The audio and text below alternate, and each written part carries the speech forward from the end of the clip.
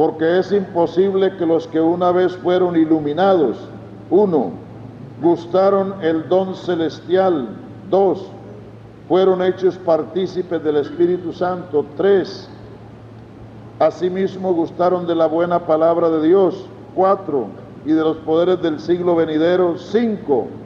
Aquí está hablando de algo que la persona ha llegado a hacer, y recayeron, sean otra vez renovados para arrepentimiento, crucificando de nuevo para sí mismos al Hijo de Dios. Está hablando de lo que la persona fue, y al caer es imposible que recobre, pero note que está hablando del mismo pecado, porque el ejemplo que sigue dice que la tierra que bebe muchas veces el agua y produce hierba provechosa, dice, es bendecida por el que la labra.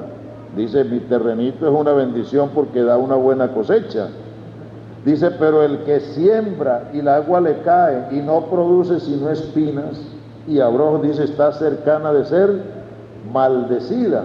Es decir, que si ellos, habiendo recibido todas estas cosas y la bendición de Dios, y el fruto que producían era regresarse al judaísmo, ¿quién los iba a levantar?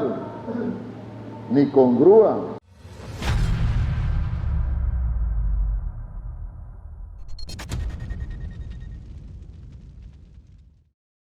¿Cuál se hace para prueba de vuestra fe, la cual es más preciosa que el oro, y el oro, aunque perecedero, se prueba con fuego, para que así también la fe se prueba con fuego, para que sea hallada en alabanza y gloria cuando Jesucristo sea manifestado. La tribulación es el fuego para el cristiano. Los jóvenes hebreos, no la gran tribulación, sino la tribulación de corriente.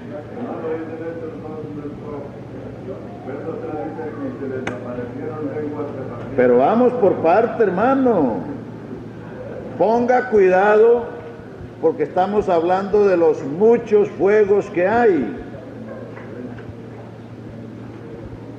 Entonces, ¿cuál es el fuego de que Pedro habla, que es para probar la fe, como el fuego prueba el oro? La tribulación. Los jóvenes hebreos, cuando fueron echados en el horno de fuego, no estaban pasando por lo que dice Isaías 43, cuando pasares por el fuego. ¿Y qué pasó con aquellos? No olían ni a ceniza cuando lo sacaron. Cuando pasares por las aguas, ellas no te anegarán. O sea, la tribulación es un fuego para probar la fe. Bueno, entonces tenemos ¿cuántos? Tenemos el fuego de la carne, el fuego de la zarza, el fuego del Sinaí, el fuego del juicio, el fuego de la tribulación corriente, no de la gran tribulación. Tenemos el fuego de Pentecostés, se les aparecieron lenguas repartidas como, no eran fuego, sino como de fuego. Como de fuego, que es otra cosa. Entonces, ¿cuál otro fuego? El de la gran tribulación es para los impíos, no para la iglesia. Entonces, según el fuego que usted encuentre en la Biblia, tiene que buscar a qué fuego se refiere. Y nosotros hemos sido bautizados con el Espíritu Santo, y de cuando en cuando con fuego. ¿O no ha pasado por tribulación? De cuando en cuando habrá que pasar por ese. Note usted que en Hebreos dice, la doctrina de bautismos, plural, ¿lo ha leído? Hebreos 6. la doctrina de bautismos. ¿Será que hay varios bautismos? No, es que el cristiano pasa por varios bautismos. Bautismo en agua, en el nombre de Jesús. Bautismo del... Vosotros también lo seréis. ¿Y cómo me angustio de esto? Jesús fue bautizado en el Jordán, se manifestó la señal de la paloma que vino sobre él y después fue tentado, fue llevado al desierto para ser tentado. Ahí están los tres bautismos: el de agua, el del Espíritu y el de fuego. Y el cristiano tiene que pasar por ellos. Por eso habla de la doctrina de bautismos. Un cristiano no es que tiene que bautizarse en agua varias veces. Claro, si no está bautizado correctamente, tiene que bautizarse en el nombre del Señor Jesús. Pero es que el cristiano pasa por esos bautismos: de agua, del Espíritu y de fuego. Entonces, cada fuego con su incendio.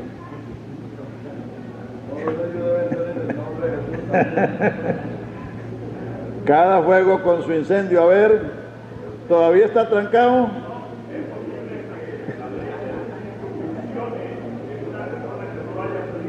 Pues ¿cómo va a funcionar?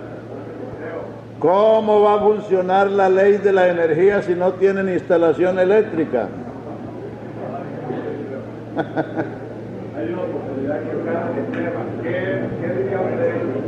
¿Qué nos pudiera decir usted, pues, de la experiencia que tiene como ministro del Evangelio a los pastores, con relación a aquellos pastores que han ido a Israel y llegan allá y se bautizan en el mar allá? Bueno, eso es, o son demasiado ingenuos, es decir, son demasiado ingenuos, o no saben la importancia del bautismo en el nombre de Jesús. Porque la Escritura, cuando dice no tomarás el nombre del Señor, no tomarás su santo nombre en vano.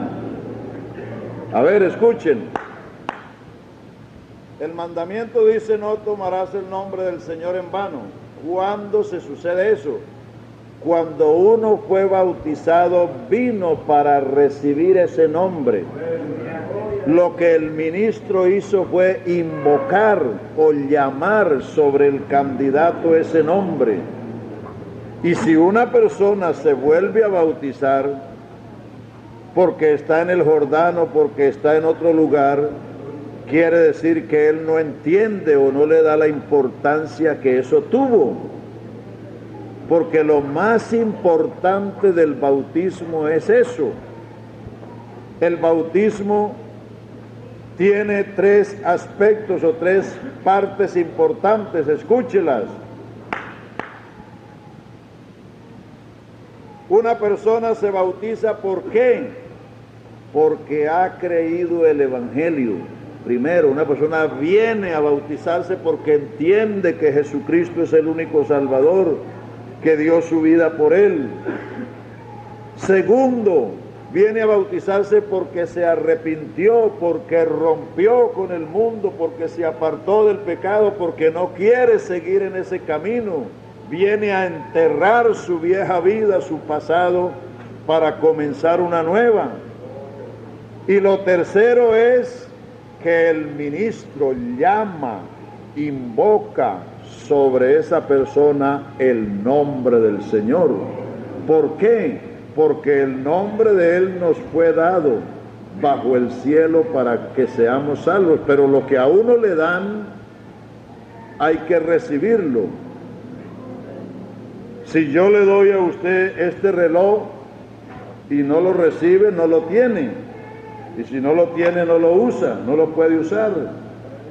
Entonces Dios nos ha dado su nombre bajo el cielo para que en Él seamos salvos. El ministro tiene la autoridad, el privilegio de invocar, de llamar, como dice en Números 24, así bendeciréis a los hijos de Israel, pondrán mi nombre sobre los hijos de Israel y yo los bendeciré. El bautismo no es para ponerle nombre a una persona, sino para ponerle el nombre del Señor, llamar el nombre. Entonces una persona que siendo bautizado en el nombre de Jesucristo se va a bautizar en otro lugar por la clase de agua o el sitio, o es demasiado ingenuo, o él no entiende lo que pasó. A ver, hermano Murillo.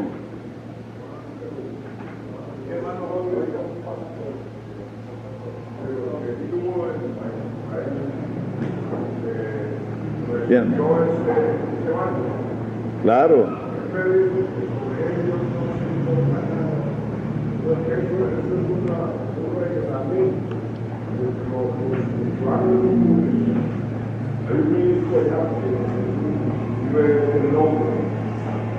Y para entrar allá en ese círculo,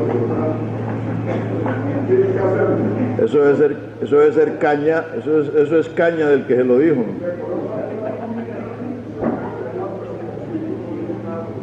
No. A ver, hermano. Un momentico. Está surgiendo, yo no sé hasta dónde la cosa haya llegado, pero por lo menos a un momento de así a manera de comentario decir que era realmente razonable, no hice ningún comentario, pero quiero hacerlo aquí, sobre que esa misión de profesional para Cristo, sí, ellos enseñan cruzada, a llevarse la gente a bautizarla allá. Exacto. Entonces sería bueno que usted nos bien. hiciera un comentario. Ya. Sigue, hermano. Hermano, yo quisiera hacer una aclaración respecto a Romanos 8, que me suena. O sea, lo que el hermano explica, realmente yo personalmente cometí el error de predicar. Entonces no lo he entendido. El hermano dice que lo que menciona San Pablo aquí no es el Espíritu Santo, sino el Espíritu de Cristo. No, señor. Es el mismo Espíritu, pero cada título tiene una función diferente.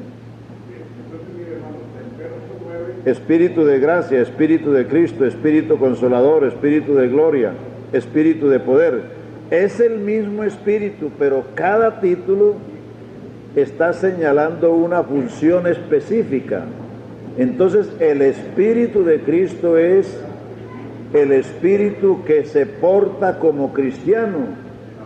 Exacto.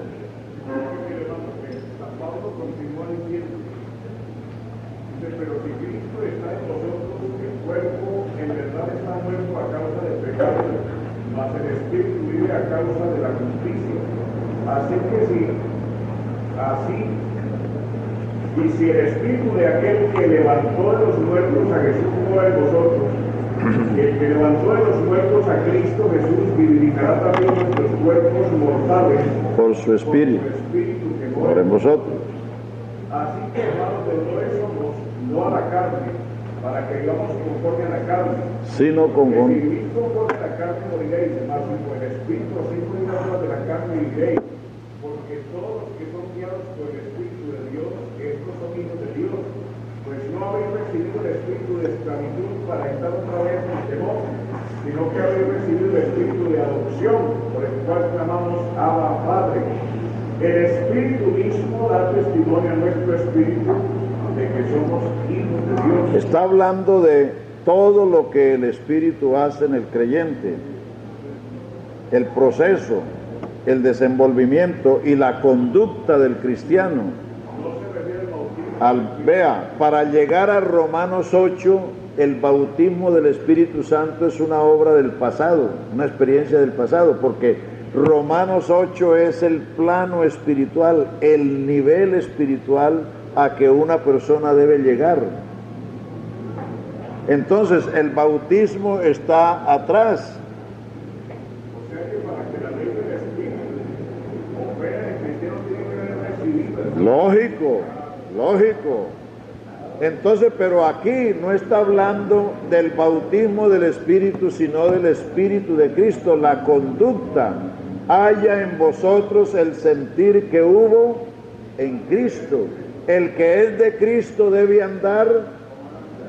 Exacto, lo que dice que uno es de Cristo es su comportamiento. Entonces, una persona que vive cascarrabia, que vive arrevolverado, que vive arrebatado, que vive, pues cómo va a hablar de que él es de Cristo, de que él tiene la unción de esto y de lo otro, si el testimonio está diciendo lo contrario, está diciendo que procede conforme a la carne. Un momentico, hermanos. A ver, ¿de qué iba a decir usted? A ver.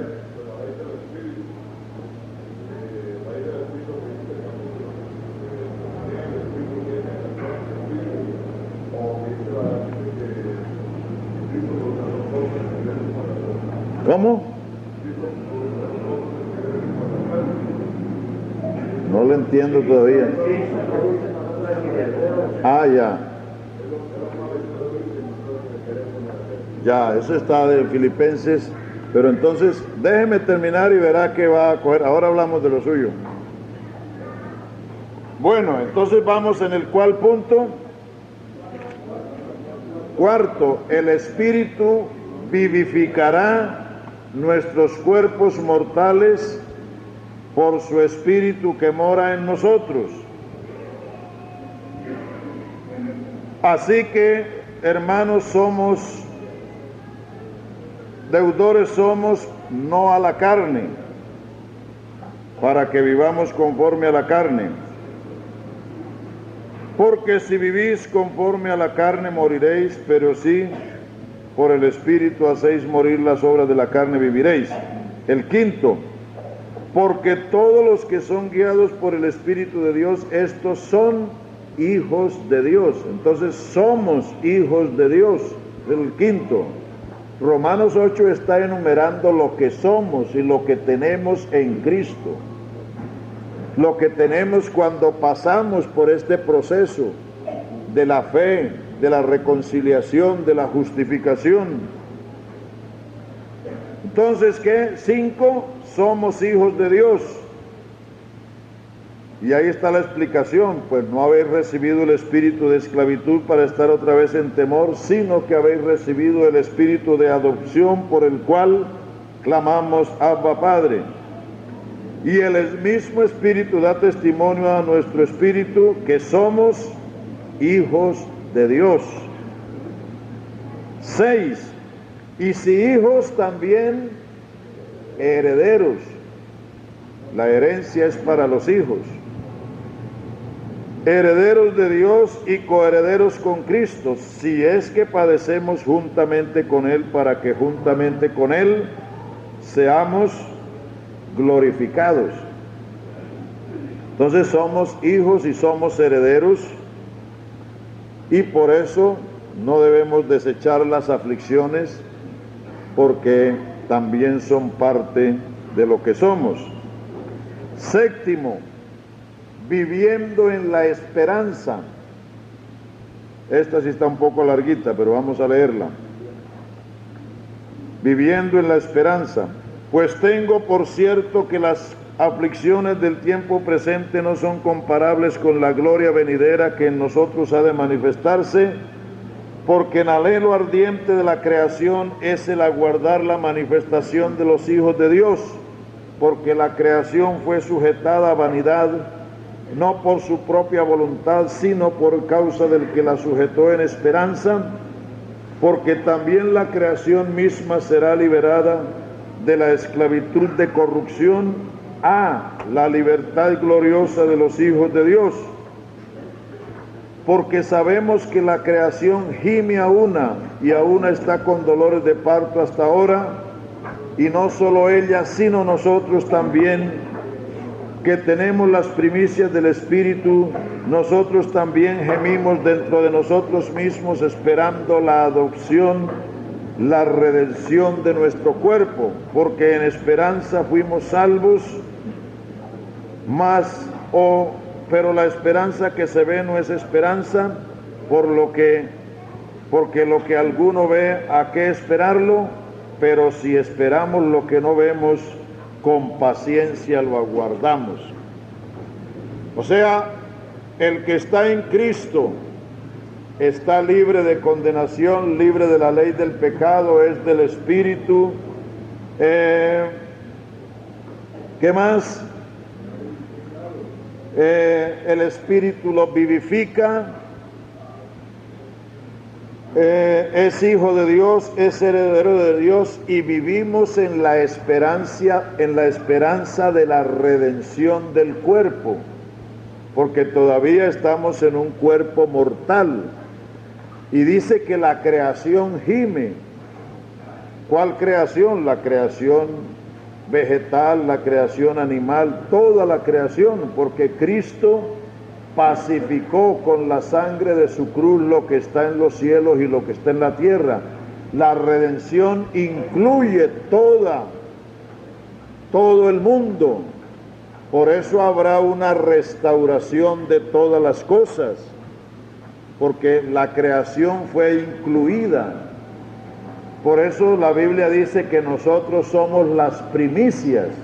Santiago 1 dice, Él nos engendró de su voluntad por la palabra de verdad para que seamos primicias de su creación. Nosotros somos los primeros, pero la creación también gime, está con dolores de parto, está esperando la redención, está anhelando la libertad gloriosa de los hijos de Dios, y nosotros mismos que tenemos las primicias del Espíritu, que ya hemos experimentado esto, nosotros también gemimos esperando la redención del cuerpo, o sea, la transformación de lo corruptible en incorruptible, y en esperanza vivimos, en esperanza somos salvos, porque lo que alguno ve, ¿para qué esperarlo? O sea que vivimos en la esperanza bienaventurada de la manifestación gloriosa de nuestro gran Dios y Salvador Jesucristo. Cuando Cristo se manifieste, dice, vosotros seréis manifestados con Él en gloria. Y además dice, de igual manera el Espíritu ayuda nuestra debilidad, porque qué hemos de pedir como conviene no lo sabemos, pero el Espíritu intercede por nosotros con gemidos indecibles, porque Él conoce la voluntad de Dios y la necesidad de los santos. Él escudriña los corazones, es decir, ahí tenemos 7 cosas que vivimos, que poseemos, que somos, que tenemos. Y la octava es la seguridad cristiana. 8, la seguridad cristiana. Aleluya. La seguridad está desde el verso 28 hasta el final. Vamos a ver en qué estriba, en qué se apoya, en qué se fundamenta la seguridad de un hijo de Dios. Y esto es muy importante porque debemos vivir seguros. Y sabemos que a los que aman a Dios todas las cosas les ayudan a bien. Esto es, a los que conforme a su propósito son llamados, porque los que antes conoció, también los predestinó para que fuesen hechos conforme a la imagen de su Hijo, para que Él sea el primogénito entre muchos hermanos. Y a los que predestinó, a estos también llamó, y a los que llamó, a estos también justificó, y a los que justificó, a estos también glorificó, ¿Y qué diremos a esto? Si Dios por nosotros, ¿quién contra nosotros? ¿En qué fundamenta Pablo la seguridad? En el plan de Dios. La seguridad de uno no está en lo que uno confíe. Yo no espero llegar a la meta porque soy Eliseo Duarte, sino porque estoy metido aquí en este plan y por eso sé que voy a llegar. No porque yo confíe en mí mismo, porque confiar en uno en sí mismo es lo peor que puede hacer. ¿En qué estribaba la seguridad de Pablo? Hagamos la comparación entre Pedro y Pablo. Pedro dijo, si todos se escandalizan, yo no. Si todos te niegan, yo no. El yo. Heriré al pastor y las ovejas irán dispersas. Si todos te dejan, yo, mi alma pondré por ti. El yo. Por eso Pedro pasó por esa amarga experiencia, porque Pedro estaba confiando en Pedro. Y ay de nosotros si confiamos en nosotros mismos. Nosotros somos la circuncisión, los que servimos en espíritu a Dios, no teniendo confianza en la carne. El día que usted se confíe en ese tigre que tiene adentro,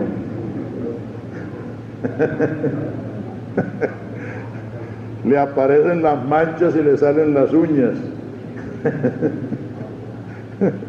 Entonces, Pablo, ¿en qué está estribando su seguridad? No en que él era el gran San Pablo, no en que él era el hombre más abnegado para sufrir azotes, no en que él era el más valiente y más osado y más sabio que podía predicarle a los filósofos en el Areópago, o predicarle a Agripa, al rey allá, y dejarlo temblando diciendo casi me persuade. No, él no estaba confiando en eso. Dice, a los que a Dios aman, todo les ayuda bien, porque el que antes nos conoció,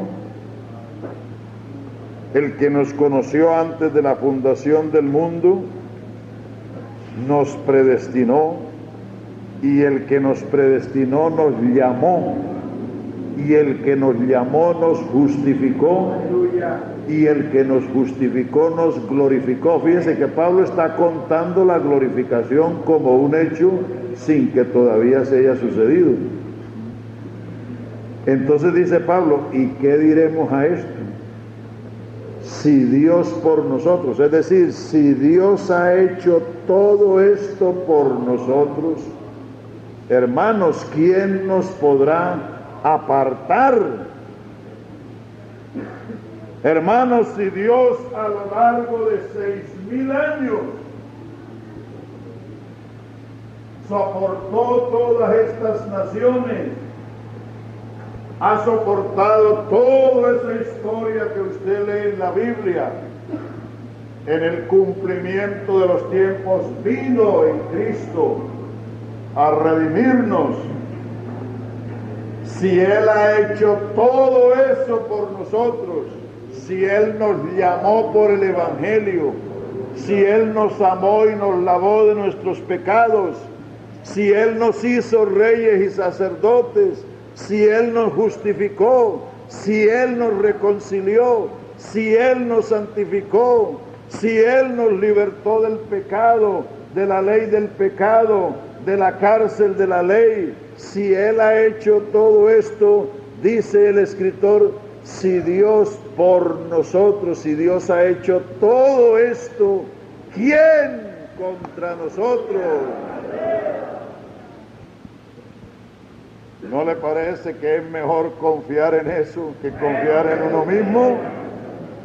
Hombre, después de que Dios ha hecho tanto a lo largo de tantos siglos, ha cometido una empresa tan enorme como la de salvar al hombre, y uno ha sido el objeto de esa salvación. Porque ¿qué hizo usted para salvarse? Nada. El Señor lo buscó y lo encontró perdido y lo hizo objeto de su gracia, objeto de su amor, objeto de su misericordia. Si Dios por nosotros, ¿quién contra nosotros? ¿Será posible perderse uno después de que Dios haya hecho tanto? ¿Qué dicen? ¿Ah?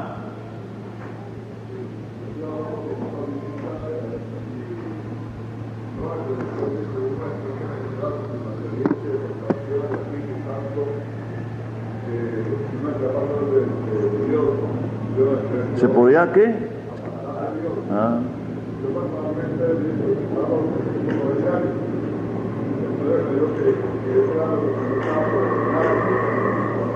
No, uno sí puede salirse del camino, porque la Biblia está llena de previsiones sobre eso. Pero lo que hay que entender es que Dios ha hecho toda una provisión completa y perfecta. Entonces, si uno puede desestimar, por eso dice, ¿cómo escaparemos nosotros si tuviéramos en poco una salvación tan grande? Por eso dice que prestemos atención para que no nos deslicemos o no nos escurramos. Uno puede perder lo que Dios le ha dado, pero si lo pierde es por negligencia humana, por acción humana, porque ciertamente Dios hizo eso. Dios nos conoció antes de la fundación del mundo, nos predestinó. Predestinar es destinar de antemano para algo. Él nos destinó para esto. Pero si yo no quiero andar, segunda de Tesalonicenses 2:13, lea, ahí está el cauce. Debemos dar siempre gracias a Dios por vosotros, amados hermanos en el Señor, de que Dios os haya escogido para salvación desde el principio, mediante la santificación del Espíritu y fe en la verdad. Dios nos escogió desde el principio para ser salvos, pero Dios nos puso un cauce, un camino, una senda, y hay que andar por ella. Él los escogió para salvación mediante, a través, por medio de la santificación del Espíritu y fe en la verdad. ¿Y quién es esa verdad? Entonces hay que ejercer la fe en Jesucristo y hay que andar por ese cauce. Claro, Efesios 1:3. Bendito sea el Dios y Padre de nuestro Señor Jesucristo, que nos bendijo con toda bendición espiritual en lugares celestiales en Cristo, según nos escogió en Él antes de la fundación del mundo, para que seamos santos y sin mancha delante de Él en amor, habiéndonos predestinado para ser adoptados hijos por Jesucristo, según el puro afecto de su voluntad, con el cual nos hizo aceptos en el amado. Hermanos, es que Dios no es como nosotros, que improvisa. Oí una inquietud de que hablen ahí que el Señor no haya escogido la iglesia, ya No, este está muy atrasado en noticias. Hermano, es que Dios luego lo legisla. Vea las obras, escuche, las obras que hace un gobierno, ¿cómo se hacen? obras importantes. Primero, es una idea en la mente de un líder cívico, de un alcalde, de un gobernador.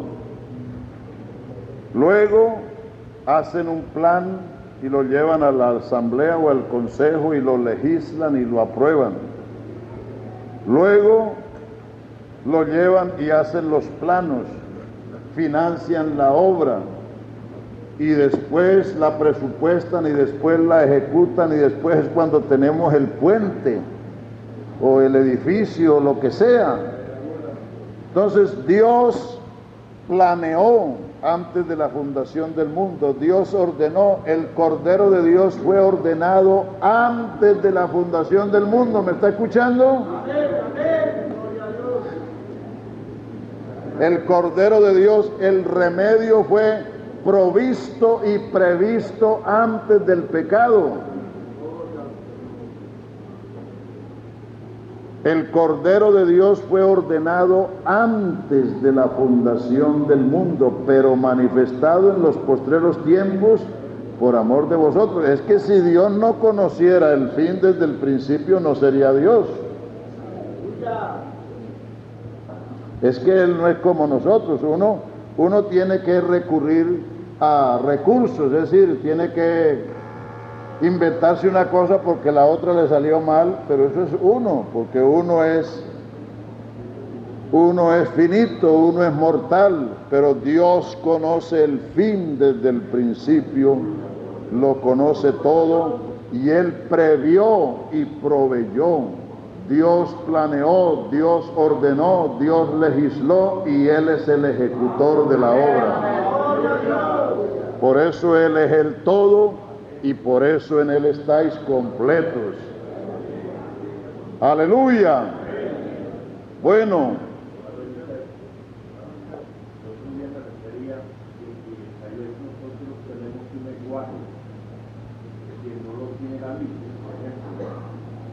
Refiriéndose, la Biblia refiriéndose al Señor con respecto a la iglesia, Él dice: sobre esta roca edificaré mi iglesia, que el Señor vendrá por su iglesia, todo singular. Sí. Sin embargo, algunos llaman iglesias de diferentes denominaciones, de las iglesias y las iglesias, y se ha llegado a decir que algunos creyentes de nuestra iglesia, de la iglesia la sacará el Señor de todas, de diferentes denominaciones.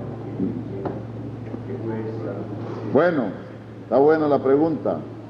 Vea, la Biblia habla de la iglesia singular, porque es un cuerpo universal. La Biblia solo habla de las iglesias por geografía. Por geografía, es decir, por lugares. Vea, le voy a citar los hechos y después en la casa léalos. Los primeros 7 capítulos de los hechos hablan de la iglesia porque solo había la de Jerusalén.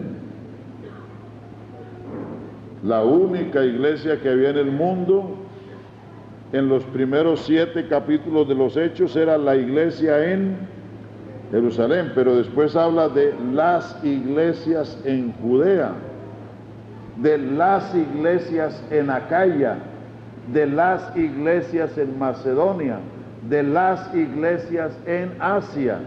O sea, la iglesia se divide en iglesias, pero no por doctrinas ni organizaciones, sino por geografía. ¿Está claro?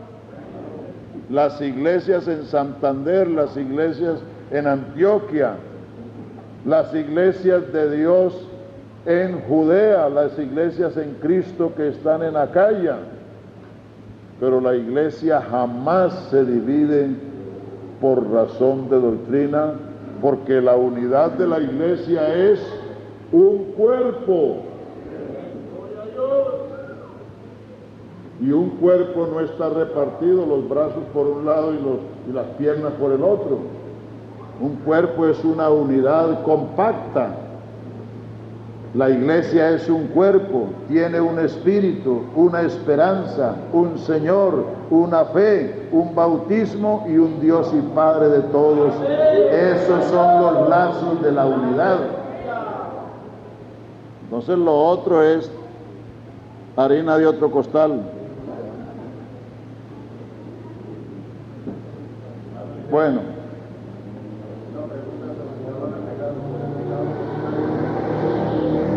¿Pecado de qué?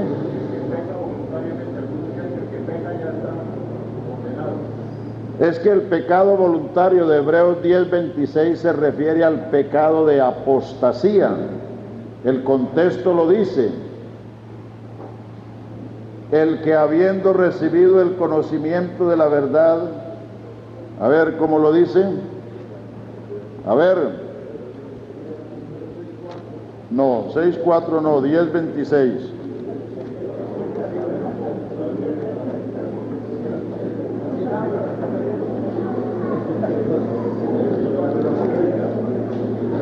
Porque si pecaremos voluntariamente después de haber recibido el conocimiento de la verdad, ya no queda más sacrificio por los pecados.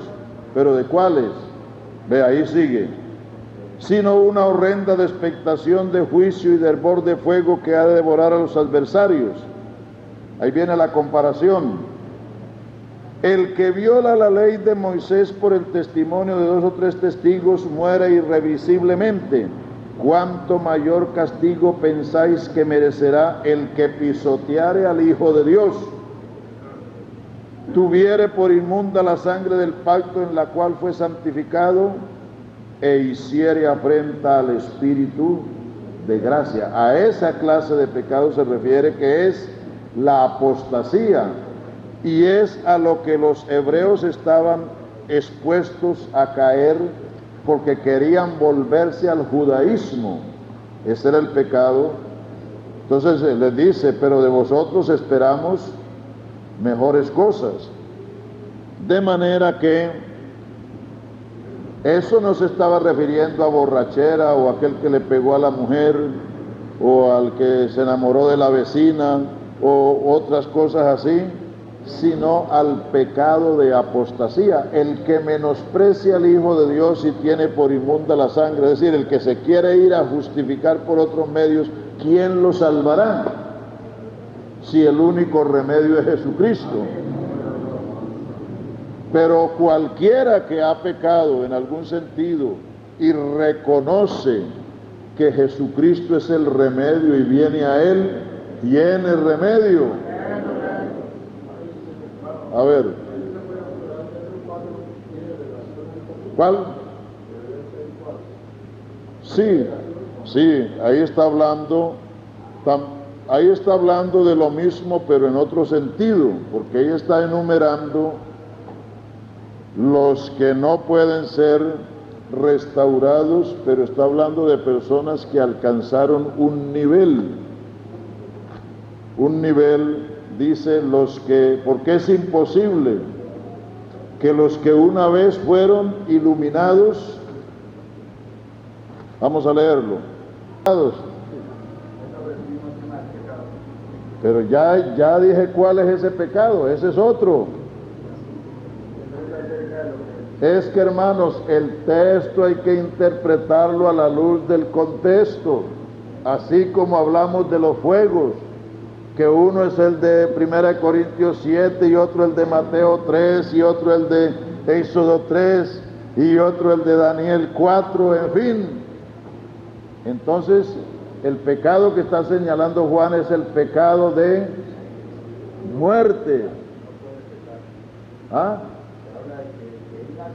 No, usted está hablando de otra cosa, hermano. Entonces, estamos hablando del pecado voluntario, que no hay más sacrificio por él. ¿Cuál es? A ver, apostasía. El que menosprecia al Hijo de Dios, ¿quién lo va a salvar? Por Dios. A ver, hermano Morillo.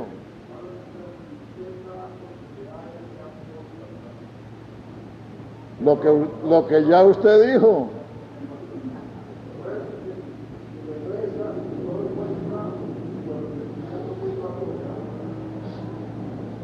Es que, bueno, si un apóstata vuelve a la iglesia, eso es bastante difícil, porque en Tito dice: al que hace divisiones o al hombre hereje, después de una amonestación, una u otra amonestación, rehúsalo, porque el tal peca y está condenado. Sí, eso es difícil.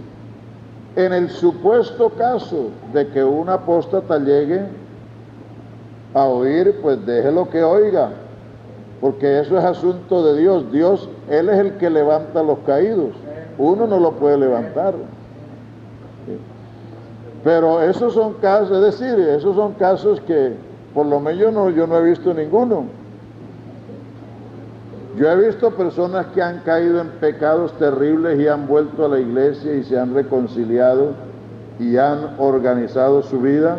Aquí en Bucaramanga hay uno que fue creyente allá en Antioquia y hizo por allá hasta para vender, y aquí vino y estuvo como 3 años mientras que yo estuve aquí, y aquí estuvo dando buen testimonio, aquí arregló su vida y todo. Pero son personas que han cometido otro tipo de pecados. Es que la apostasía, para la apostasía no hay remedio, porque es que el apóstata es el que rechaza lo que Dios le ha provisto, y si él rechaza eso, y eso es lo que nosotros ofrecemos, ¿qué le podemos dar? Es imposible. Bueno, vamos a terminar con Romanos 8. A ver si mañana podemos hablarle a las hermanas, aunque también le hemos estado hablando a ellas estos días, ¿no?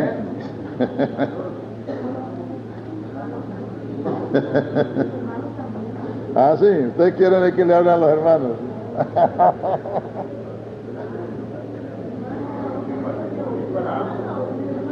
Las hermanas, eso me dijeron a mí, yo no sé.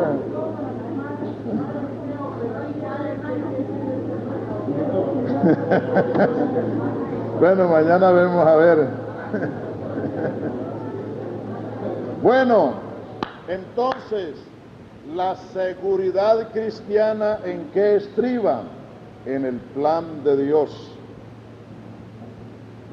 ¿Estamos seguros? Yo estoy seguro, porque yo no me metí en esto, sino que el Señor me metió en esto. Él fue el que me llamó y me salvó. Y por eso uno puede estar seguro que ni si lo sacan de la iglesia y si le hacen lo que hace, uno se va a perder, porque uno está en Cristo. Es decir, si a mí me sacaran de la iglesia, me volvería para acá, porque yo sé en lo que estoy y sé por qué estoy aquí. Uno no está en esto porque a uno le pareció esto como algo para ganarse la vida. No, no está aquí porque el Señor lo llamó. No me elegisteis vosotros a mí, yo los elegí y yo los puse para que lleven fruto y para que vuestro fruto permanezca, para que todo lo que pidieres al Padre en mi nombre, Él os lo dé. Si usted predica, hermano, con esa seguridad de que usted está ya predicando porque Jesucristo lo llamó y lo mandó y lo puso, hermano, eso le da peso a su predicación, eso le da fuerza. Aleluya. Pero si usted piensa que está predicando allá porque como que allá es más bueno que donde estaba, o que quizás allá lo quieren más que en otra parte que no lo querían tanto, no, eso no, eso son cosas que no tienen, eso son consecuencias, esos son resultados. Uno está en esto porque el Señor lo llamó. y uno predica porque ama al Señor, porque ama la causa, uno no está predicando por la comida. Gracias a Dios porque Dios suple todo. Él es el mejor patrono que hay, Él paga mejor que nadie, Él da, pero uno no debe estar en esto por la comida. No, no predica porque uno entiende lo que Dios ha hecho y lo que Dios lo ha mandado a uno hacer. Bueno, entonces, ¿qué diremos a esto? Si Dios por nosotros, ¿quién contra nosotros? No es que no va a haber quien se levante, eso sobrará. ¿Quién acusará a los escogidos de Dios? El diablo es el acusador de los hermanos que los acusa delante de Dios día y noche. Dice Apocalipsis 10 o 11, 10, 12 por ahí. El diablo que los acusaba delante de Dios día y noche fue lanzado, y ellos le han vencido por la sangre del Cordero y por la palabra de su testimonio. Es decir, ellos no se han dejado apabullar del diablo porque saben que el que murió por ellos fue Cristo. Aleluya. ¿Quién acusará a los escogidos de Dios? No, el que no escatimó ni a su propio Hijo, sino que lo entregó por todos nosotros, ¿cómo no nos dará todas las cosas con Él? Por eso, hermanos, no hay que correr tras las cosas, no hay que andar codiciando, no hay que andar envidiándole a nadie nada. Porque si Dios no escatimó a su Hijo para entregarlo por nosotros, ¿cómo no nos dará con Él todo lo que uno vaya necesitando? Si uno va a necesitar casa, si uno va a necesitar muebles, si uno va a necesitar carros, si uno va a necesitar lo que sea, pues Dios lo va a dar todo, porque si Él no escatimó a su Hijo, ¿cómo no nos dará con Él todas las cosas? Pero no hay que andar atrás de las cosas, sino siguiendo al dador de ellas. Aleluya. ¿Quién es el que acusará a los escogidos de Dios? Ya lo dijimos, el diablo es el acusador, pero Dios es el que justifica. El diablo pierde su tiempo acusando a un hijo de Dios, porque el que lo ha justificado es el Señor del universo. ¿Quién es el que condenará? Cristo es el que murió. Él pagó la condena. ¿Quién nos condenará? ¿Quién nos acusará? ¿Quién nos condenará? Cristo pagó. Dios nos justificó. Cristo resucitó. Está a la diestra de Dios. Intercede por nosotros. Es decir, con un Salvador como este, que nos tuvo en cuenta desde antes del comienzo de la humanidad, que en el cumplimiento de los tiempos vino al mundo, que hizo la redención, pagó el precio, pagó la condena, que nos llamó por el Evangelio y nos justificó por la fe, porque le creímos, Él nos justificó. Entonces, y este que nos justificó resucitó y se sentó a la diestra de la majestad en las alturas, y Él mismo es el que intercede por nosotros, Él mismo es el que está velando todos los días. Usted no está solo, usted no está abandonado. Él dijo, he aquí yo estoy. No diga yo estaré, porque así no dice la Biblia. Y eso cambia el sentido de la promesa. Yo estaré mañana o el año entrante. Pero Jesucristo no dijo yo estaré. Jesucristo dijo, he aquí yo estoy. Hay que citar la Biblia como ella dice, porque uno si la cita mal le cambia. el sentido de las promesas que el Señor hizo. Él está sentado en el trono del universo, velando, intercediendo por nosotros. Entonces, ¿quién nos separará? ¿Quién nos apartará del amor de Dios que es en Cristo Jesús? Tribulación, esa no falta. Angustia, también puede venir. Persecución, ya se está asomando por ahí. Hambre, por ahí pasamos algunas cosas, pero ahora no la tenemos.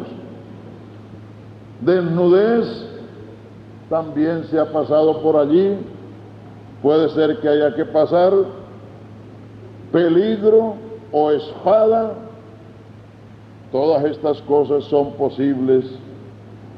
Como está escrito, por causa de ti somos muertos todo el tiempo, somos contados como ovejas de matadero. Antes, en todas estas cosas, no antes en todas las cosas, sino en todas estas, porque está refiriéndose a la lista anterior. Antes en todas estas cosas somos más que vencedores, somos super vencedores por medio de aquel que nos amó. O sea que cuando venga la tribulación, la angustia, la persecución, el hambre, la desnudez, el peligro, la espada, es la oportunidad para comprobar la fidelidad de Dios. Es para comprobar que antes en todo esto podemos ser super vencedores por medio de aquel que nos amó. Entonces no hay que estar buscando solamente lo bonito, lo bueno y lo barato, ¿no? Lo fácil, sino que cuando estas cosas vienen, que también son parte del cristianismo, hay que creer entonces en estas promesas, que aunque seamos estimados como ovejas de matadero, antes en todas estas cosas somos más que vencedores por medio de aquel que nos amó. Y viene la conclusión, por lo cual, sí, por todo esto, estoy seguro que ni la muerte ni la vida, ni ángeles ni potestades, ni el presente ni el porvenir, ni ninguna cosa creada nos podrá separar del amor de Dios que es en Cristo Jesús, Señor nuestro. La seguridad, esas 8 cosas tenemos estando en Cristo. Capítulo 8 de Romanos es el plano espiritual, es el nivel a que todo cristiano debe aspirar a llegar. Romanos 8 es vivir y andar en el Espíritu, tener la carne dominada, vivir sin condenación, vivir venciendo la ley del pecado, vivir como hijos, como herederos, vivir con la nuca como la jirafa, esperando la venida del Señor.